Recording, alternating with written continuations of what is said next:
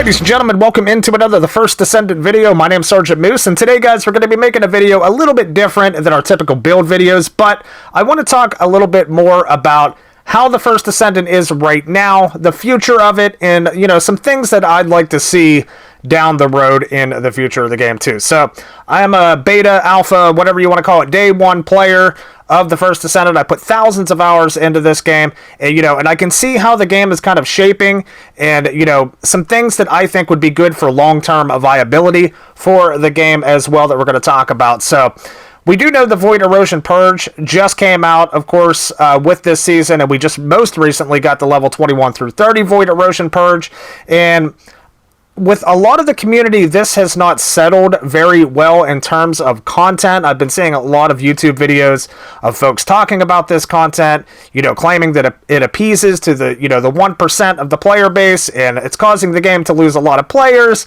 and all that stuff. And, you know, a lot of people are genuinely concerned about how the game's going to look going forward, and is it going to last or is it not going to last? But I'm not here to be that guy that's going to be just, you know, kind of raining on the parade and, you know, all that stuff, but more along the lines of being optimistic and talking about some improvements that I think that could help with the game's future. So I just want to start by saying, guys, there's a lot of elements in this game, you know, that a lot of players think may be too repetitive or too grindy. You know, a lot of players don't like, but what I want to talk about today is maybe capitalizing on some of the things that do work correctly in this game or could possibly work correctly. And first and foremost, I want to mention about the open world, guys. So, you know, a lot of video games, especially looter shooters, they boast this open world mechanic within the game that you could pretty much just go in, do whatever you want in a free play type world. But the only issue that I've seen with a lot of these games, and it also includes this one, is simply the open worlds are beautiful. They're lush, but there is nothing to do. There's nothing around. There's nothing to do. When you play the game for the first time, you're going through the normal missions. Yes, they could be fun because you're experiencing it for the first time, but as a veteran, there's no real reason to come back to the open world aside from maybe some reactor farming or doing some outpost, you know, with Sharon, trying to infiltrate the outpost and get some of those amorphous materials. There's really no other reason to come back. And that poses the biggest issue with me because, in my opinion, the open world has the potential to be the best content in the game. So, for instance, my son, he just started playing the game recently. He's currently going through the normal missions on all of the open worlds. I've been helping him out, and, you know, as we're going through and doing missions, I'm looking around at all the scenery, and I'm like, wow, this is beautiful. And the reason being is because even though I put thousands of hours in this game, I'm very rarely ever out in the open world. There's really no reason to be out here, again, except for reactor farming or, you know, outposts. So, in my opinion, that is a big issue. And now, of course, with all of the events we've gotten over Christmas time and the Lunar New Year event and stuff, we've just been getting stacked with gold and Kuiper, that there's really no reason currently to go out into the open world again and farm for that stuff. So basically, we're just spending all of our time fighting Colossi or in the Void Erosion Purge or the infiltration operations or special operations. There's really no other reason to come out here. So I would like to see some changes starting with the open world. Of course, we look at all the biomes. Right now you can see Fortress. Vespers, I think, is another great one. Just, you know, in my opinion, some of my favorites. White Knight Gulch. I absolutely love being a longtime Anthem player. That map, White Knight Gulch, seems tailor-made, like Bastion of Anthem. But that's a different story for a different day. But just, you know, the different biomes of these maps are so engaging, but there's just nothing to do currently on them. So a few things I'd like to see is, just starting out, I'd like to see more activity, guys, more wildlife to make the mode, you know, to make the worlds feel more alive, make them more engaging.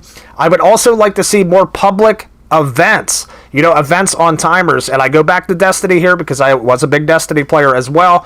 I go back to Destiny. They could capitalize on that. Maybe put some world bosses into the open world. And I know the devs have talked about that a little bit, but I think that's what we need right now. There needs to be a reason for me to boot up the game one day and be like, you know what? I'm spending my whole session out in the open world. I'm going to farm for materials and this and that. I'm going to have fun. I'm going to do these events and missions. That's what we want. Otherwise, as of right now, there's no reason to do that. So some things I've been talking about since day one with these said public events we would like to see. I would like to see maybe a Colossus spawned, just infiltrate our planet that we're on, and he makes his way into the open world, and we have to get together and defeat that Colossus, or maybe even a mini boss. I think would be really, really cool as well. Maybe even something similar to a Horde Mode on a public event as well. And yes, I think back, and I know guys don't grill me on this, but I think back to Suicide Squad. I know the game. I know it failed. However, there were some really cool elements inside the game that I did like. And I can't remember the name of it, but there was a mission where you could basically go to the open world, and it was just hordes and hordes of enemies that progressively got harder and harder and harder to beat. I think that would keep people engaged, and I think that would keep people wanting to play in the open world. Next, I want to talk about the Colossi, guys. So, in my opinion, the Death Stalker is the most fun Colossi in the game by far. And there's a few reasons behind that. First and foremost, because you have to publicly matchmake against this boss. Now, I do like that. Now, what I want to talk about is one thing I do praise about this game is it does allow you to do most, if not all, of the content solo, or at least just matchmaking to where you don't have to be in communication with teammates over a mic and stuff like that. I do praise them about that because that's kind of been the model they've been working on in this game since the beginning, and they've kind of stuck with that, including making some of the endgame Colossi now soloable.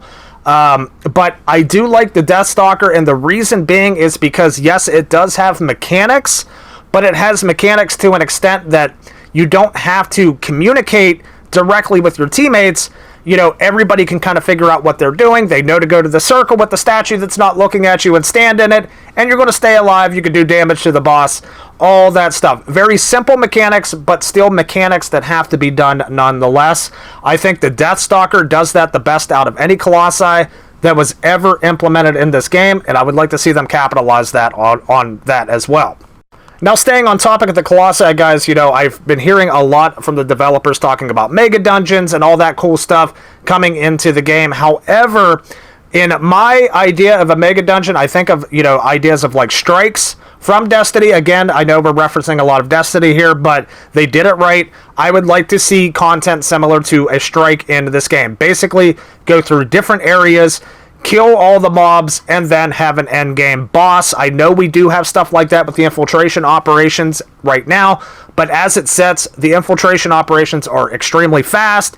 If you have good characters like Ines, Bunny, Freyna, you're going to fly through them in minutes, get them done. I would like to see longer dungeons. I would like to be in a dungeon for a half hour, playing against different bosses, and maybe even have a Colossi spawning at the end of the fight. Make it challenging, make it fun, yet it also has to be very, very rewarding with items that you could need for anything in the game, essentially.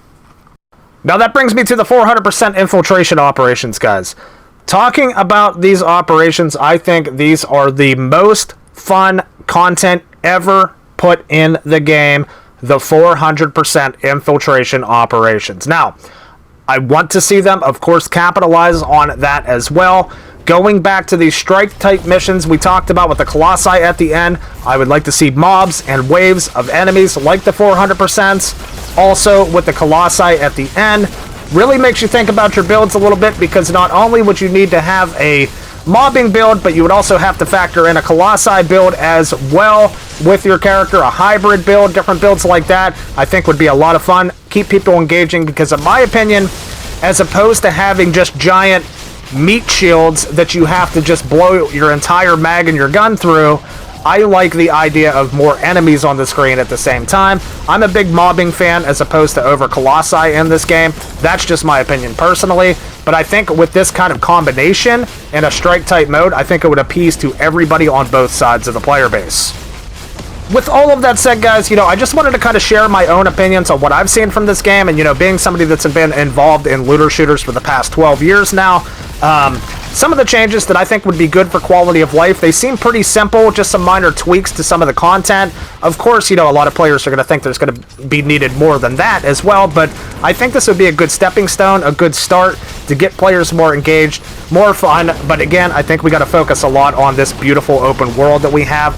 That's just kind of a ghost town, not a whole lot to do, and no reasoning to come back. I think if we get this worked out to where we could spend more time in the open world, I think we'd have a lot more fun. But that's my take, guys. That's the optimistic take, maybe one of the few optimistic takes that you guys will see on YouTube these days for the First Descendant. But yeah, let me know down in the comments what you guys think of this video, what you want to see in the future as well. And again, as always, guys, I appreciate the support here on the channel. If you'd like to support me as your official creator within the First Descendant, I would appreciate that support as well. I'll pop the code on the screen. With that said, my name's Sergeant Moose. We'll see you guys on the next video. Take care.